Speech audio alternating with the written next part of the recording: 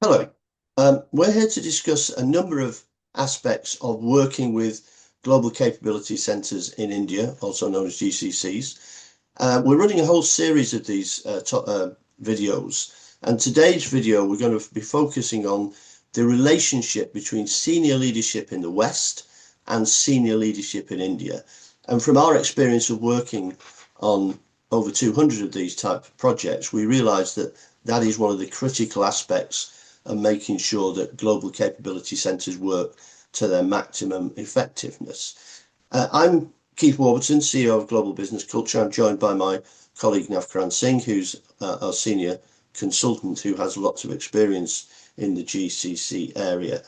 So, in many of these GCC setups, if not all of them really, Nav, the real power lies in the senior leadership in the West. But then you also have a senior leadership in India who are tasked with running the GCC in India and delivering against whatever the strategic goals are. So how does that power dynamic between the West and India, how does that kind of impact on the relationship? Yeah, and I'm glad you asked this question, Keith, because I think this is uh, probably one of the most important questions that should be asked when you're setting up the GCC, because I think this is where most of the adaptation needs to happen, which is on the leadership level on the HQ side in the West, in most of the cases, and the GCC leadership team. And I think, in addition to them being physically apart, thousands of miles and in being very, very different time zones, I think one of the other fundamental differences that really makes it more difficult for the leadership teams to be aligned and work together as one cohesive unit is really the business cultural differences across the West and specifically in India. Um, and we obviously we've done many of these topics in others, but one of the key things I think that influences kind of how this power dynamic works is really the definition of power, which fundamentally then have a influence on what is the definition of a good manager. A good manager in India is like a parental figure, right? Someone who is responsible, not have the authority, who's responsible for guiding the team, handholding the team, making decisions for the team, communicating on behalf of the team, right? All of these things which are, looked up to in a good manager are perceived in most of the Western teams as micromanagement, right? I don't want a manager who is always asking me questions, who's telling me what to do. I have to check with them all the time.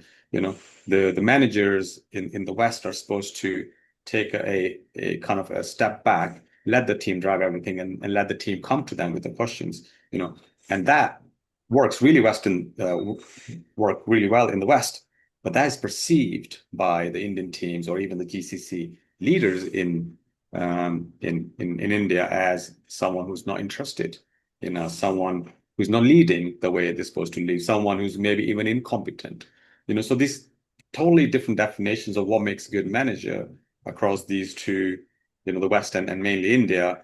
I think that's one of the core issues where the leadership and the power dynamics, they lead to very different results than what you expected at the start. And that gap in our experience is very rarely addressed. And in fact, it's very rarely even recognized. Yeah, And I think sometimes it's perceived on both sides as incompetence on the other side, which is a really dangerous slope to go down. I think And, it's very difficult for the GCC managers because you are dealing with kind of a low power distance culture on the HQ, but then you have to manage your teams which are used to more high power distance culture. And I think having to switch between these two all the time, A, they never trained on this, and B, it's very difficult, and they have less empathy from both sides because they don't know what they have to go through every day. So I think I have all the sympathy for the GCC leads because I think they have a very, very difficult job. yeah, and we spend a lot of time talking to leaders in GCCs, and one of the things they always say to us is that we feel we're given all the responsibility for reaching the targets, but we're not really given any decision authority. We are given the decisions, but we have the responsibility of making that work with no input. And Exactly. what's your Yeah. view on that? I think this, I mean, it will start with, so obviously with some of these different expectations from the business culture, there may be some mistakes, right, at the GCC. There may be some delays.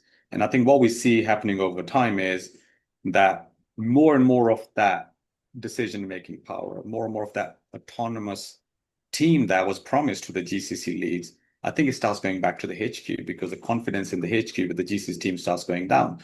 Maybe we start making this decision in the HQ now.